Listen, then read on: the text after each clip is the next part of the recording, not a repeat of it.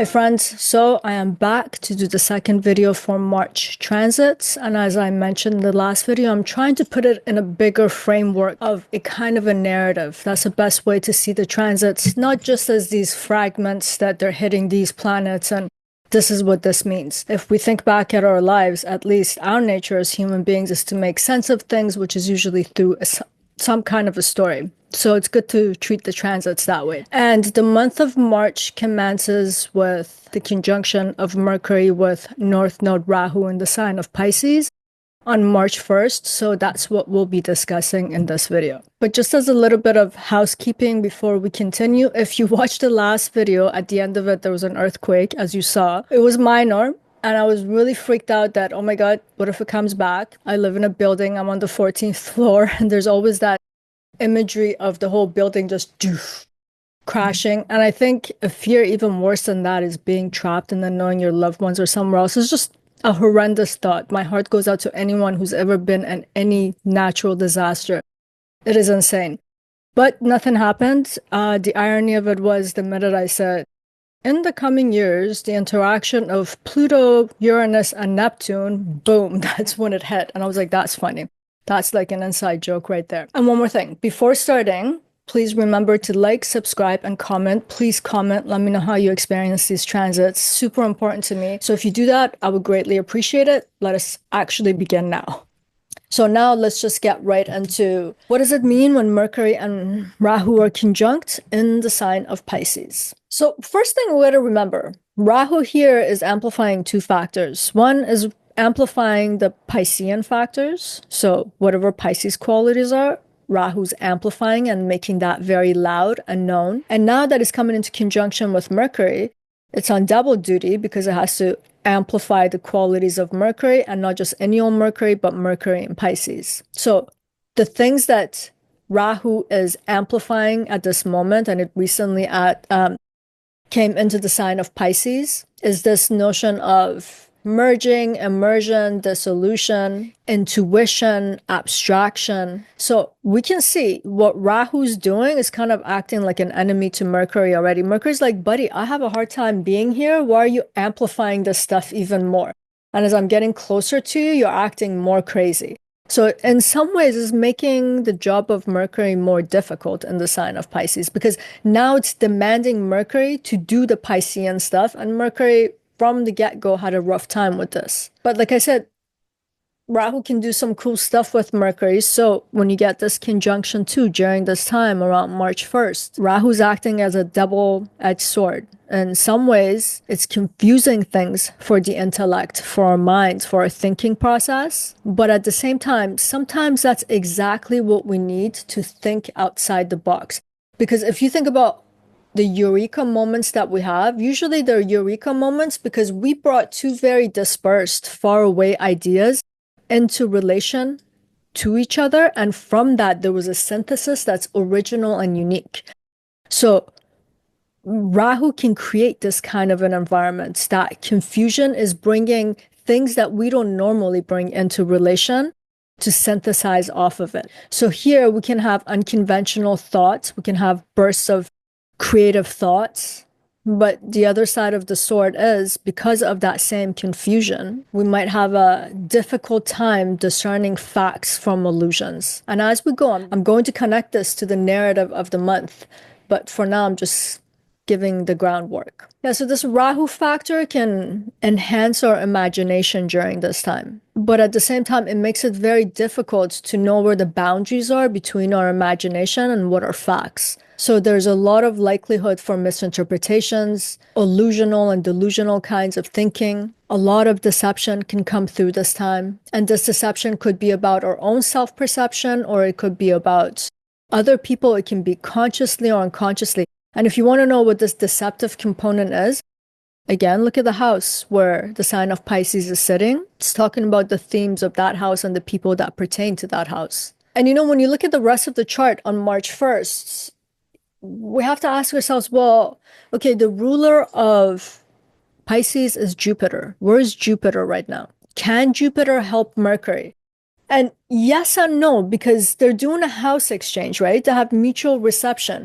But at the same time, Jupiter is in its fall. I mean, Jupiter is opposing its own sign of Sagittarius. In the sign of Mercury, Jupiter is in its own exile.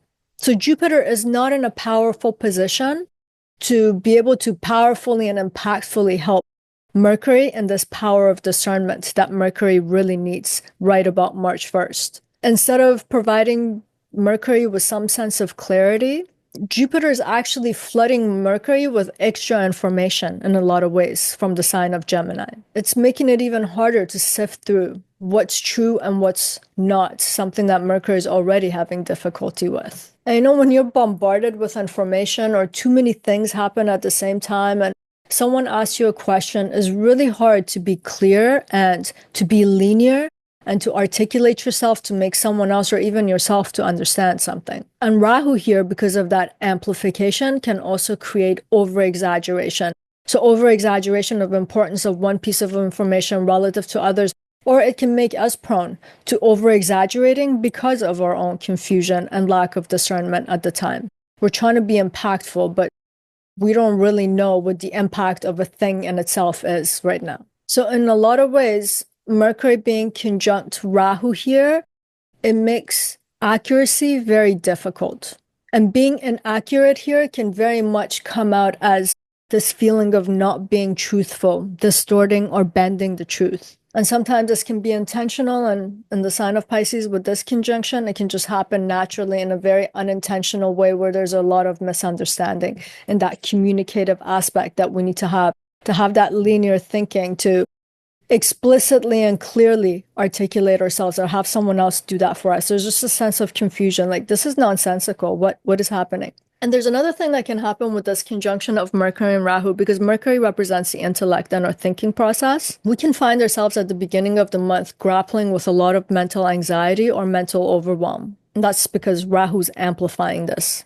And we know when we can't make sense of our thoughts, what's happening inside of our head, the next thing that follows is anxiety, angst, overwhelm, feeling worried. And considering that this conjunction is happening in the sign of Pisces, that water sign, there can be a kind of a fogginess in the mind. There's a lack of clarity at the beginning of the month about how do I discern this situation? Like, what is this situation about? Why am I in this life situation? How did I get here? These are the things that we can be grappling with, and we don't have a clear answer. And unfortunately, when something's important to us, our first inclination is to keep reviewing it, go over it, so they become obsessive thoughts. And we start to ruminate. And when we actually do that, we lose the ability to distinguish what's real and what's not.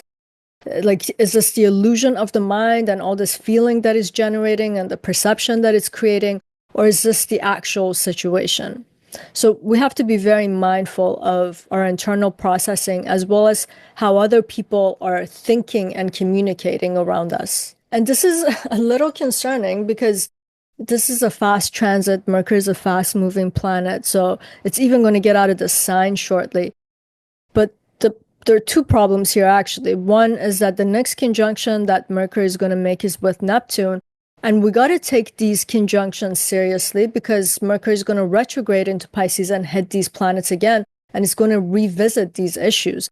So it's very good for us to be mindful in this first round to at least get a glimpse of what this transit is trying to bring to the forefront for us to see and evaluate, to understand, so that we have some sort of a resolution by the time Mercury's entire retrograde phase ends and it gets out of all of its shadow degrees. I'll discuss that conjunction with Neptune in another video, as I believe that would be the next video, as they make that conjunction. But for now, it's important to remember this confusion is going to get even deeper when Mercury makes that first connection with Neptune at 29 degrees of Pisces.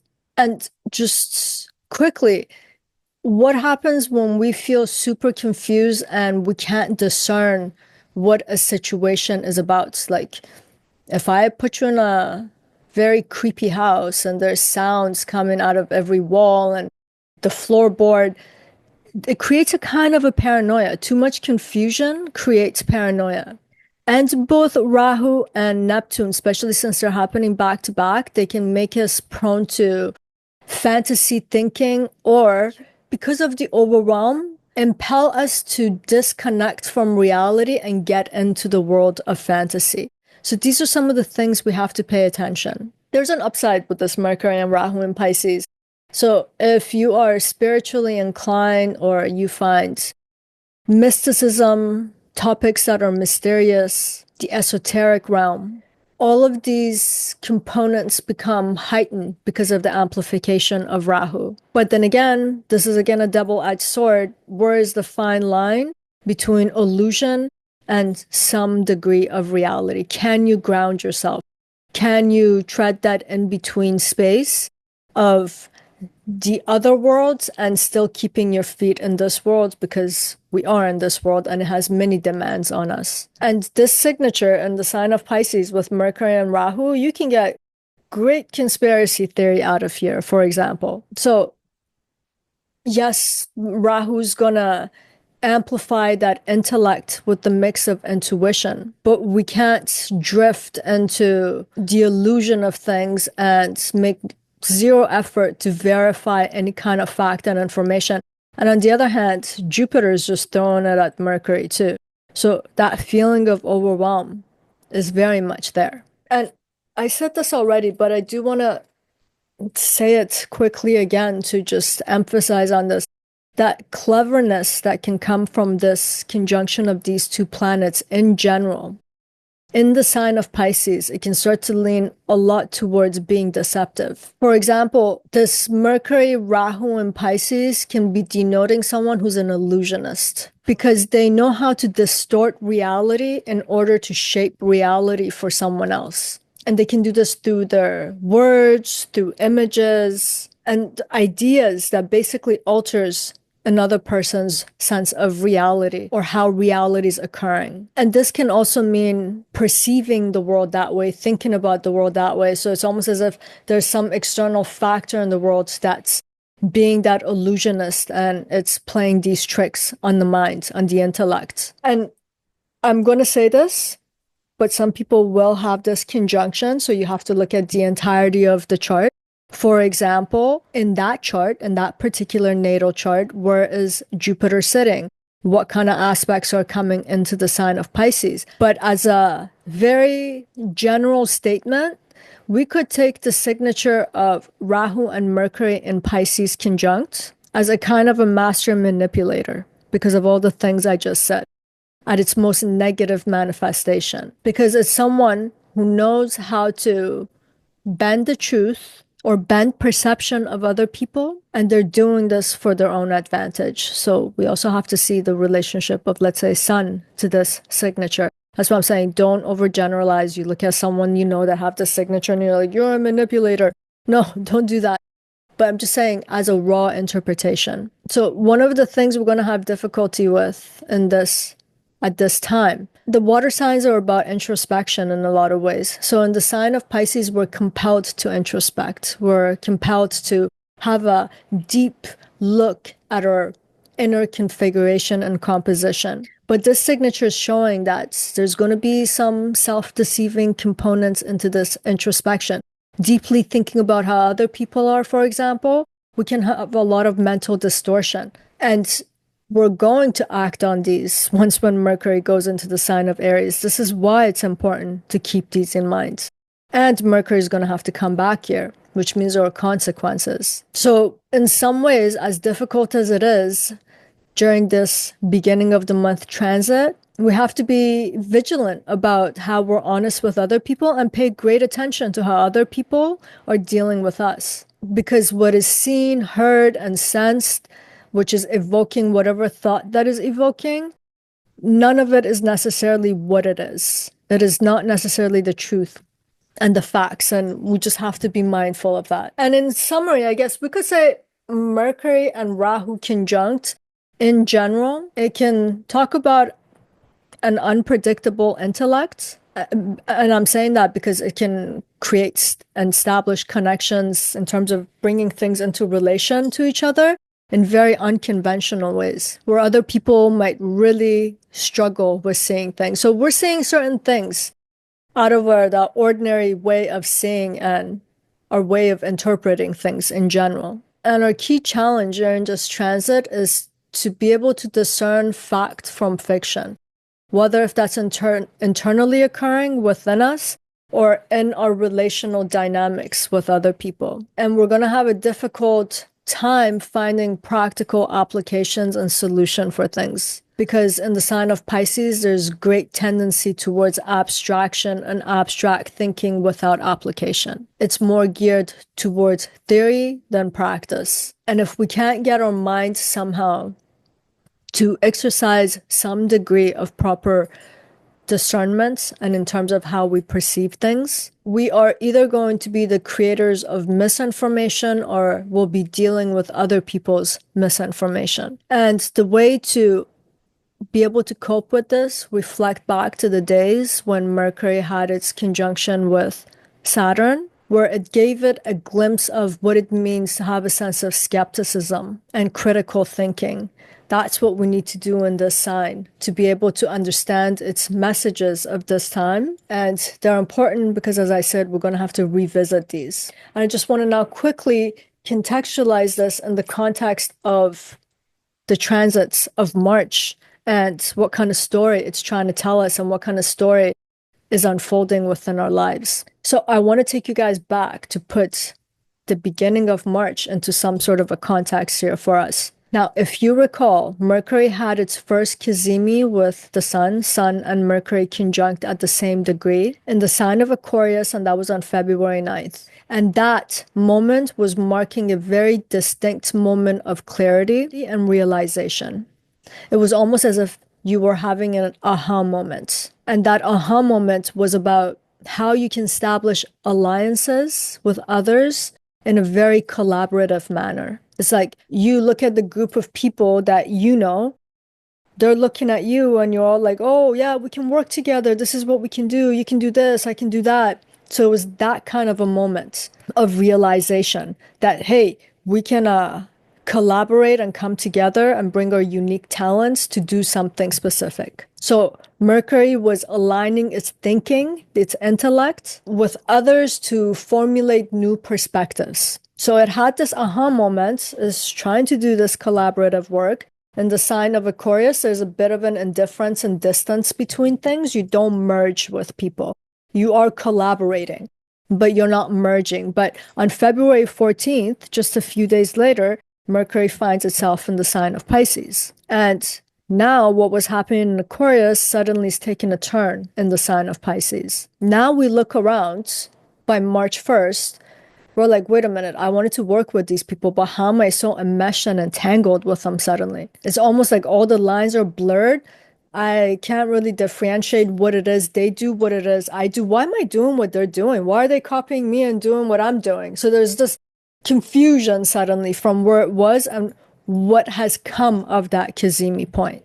And there will be another one in the sign of Aries.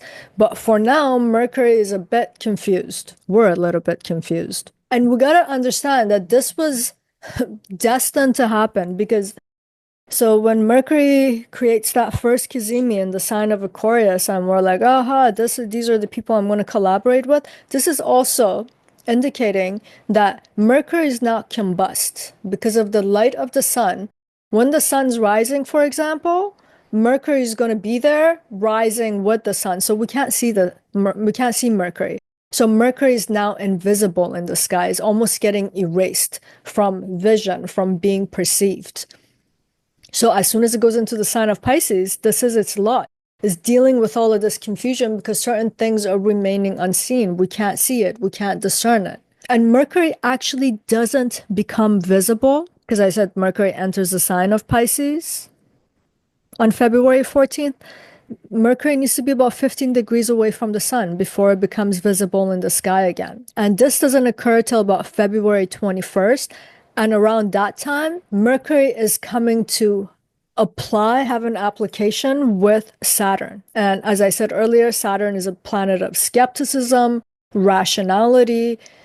Saturn criticizes, so it is about critical thinking in a lot of ways. Saturn is about reality and what is real. Saturn cares about facts. It doesn't care what your feelings are and what your imagination is about. So this was the first and last opportunity in the sign of Pisces for Mercury to have some sense of clarity and rationality about what had happened to it in the sign of Aquarius, what it's going through. It had a glimpse of reality, truth in terms of what is real when it came into conjunction on February 21st with Saturn. And Saturn was trying to create that glimpse for Mercury that, hey, little buddy, if you want to be disenmeshed, these are the consequences.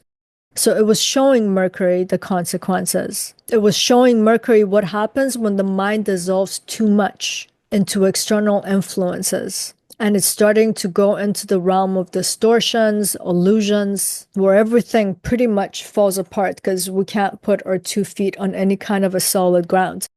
And I've talked about this in other videos, especially with Venus conjunct Saturn, and then coming into a conjunction with Rahu. We have, and I said this in the last video too, we have entrenched wiring. So you can go to a wise person and the wise person listens to you, has a look, and tells you where you're going wrong. You're going to take that information. The minute you come across something that reinforces your old patterns, you will actually forget what you were just taught and you will revert back to your old pattern. It requires a lot of conditioning and a lot of reminders, a lot of setbacks till some new way gets calibrated or configured in us so that our wiring changes and shifts a little bit. So yeah, Saturn showed Mercury, but who's the next person that Mercury was going to come into conjunction with? Rahu on March 1st. So it is bound to forget what was trying to remind it. And again, and I've said this in other videos, thank goodness that this is not a one-shot deal because we'll just have a hunch about how we go wrong about things, but we'll continue to do it for the rest of our lives. But this retrograde of back and forth is an act of reinforcement. So some things get entrenched. We have a realization, but it also becomes our knowledge, our deep knowledge in Pisces, so that it stays eventually and it becomes our new way of understanding of our mind, of our intellect. And going back to that story of getting too entangled with other people and kind of losing reality and facts of how things actually are and what's happening to us, this is also part of this narrative because what happens on March 3rd? Pretty much 2 days after this conjunction with Rahu and Neptune, right away, Mercury is going into the sign of Aries. And what does Aries want Mercury to do? To assert your individuality. So yeah, you came to collaborate with those people in Aquarius. You got all entangled and enmeshed and merged and undifferentiated and God knows who you became in the sign of Pisces. Now that you're in my sign, who are you? You be you. And what Mercury gets, the feeling that it gets after especially having this conjunction with Rahu and Neptune where it was just confusing. Maybe there was some anxiety, there was rumination, just couldn't figure things out. That fire, that inceptivity and ignition that's in the sign of Aries is going to create a sense of urgency for Mercury to take it actually over the top, to be like, yeah, I don't want to work with you guys. I'm done. Like, I need to be me. I don't even know like why I got involved with you guys.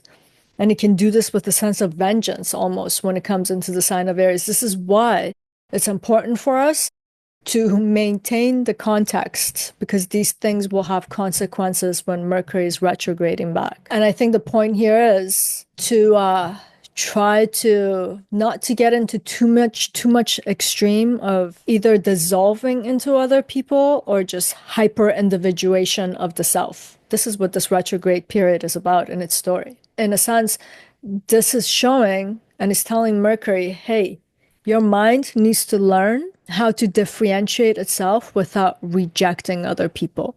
How to collaborate with other people, that first Kazemi point, but not become so enmeshed and dissolved into them. Have your own sense of identity. What are you doing? Why are you acting like other people? So it's showing us how to have a relational dynamic. And Mercury is about balance. Mercury is considered one of the most beautiful planets, a lot more so than Venus and Moon, because is representing symmetry. I mean, things look the same on both sides. I know by definition, if we looked identical on both sides, it actually looks very weird. You can Photoshop them and it's not what we perceive as beauty, but it's talking about coherence and organization in that way. So we need to learn this balance, how to be in the light and the dark, how to bring light and dark into relation with each other. We can't fall into one or the other. And you know, when Mercury dips back into Pisces in its retrograde motion later in the month, we're gonna refine these understandings because we're gonna re-meet these occurrences, events, and happenings. And I think the point here is for our mind to be able to process information differently from our environment that's external and internal. It's about learning how to be independent and at the same time engage with other people and then integrate all of this discernment and understanding without losing ourselves or losing other people. There just has to be a sense of balance coming up. And I'm going to leave it here. As I said in the last video, I'm trying to practice the art of brevity because I can talk. I have Sun in Gemini and the ruler is connected to Jupiter, so can go on. But we'll stop here. We're going to come back to Mercury because Mercury has a long story in the month of March. And I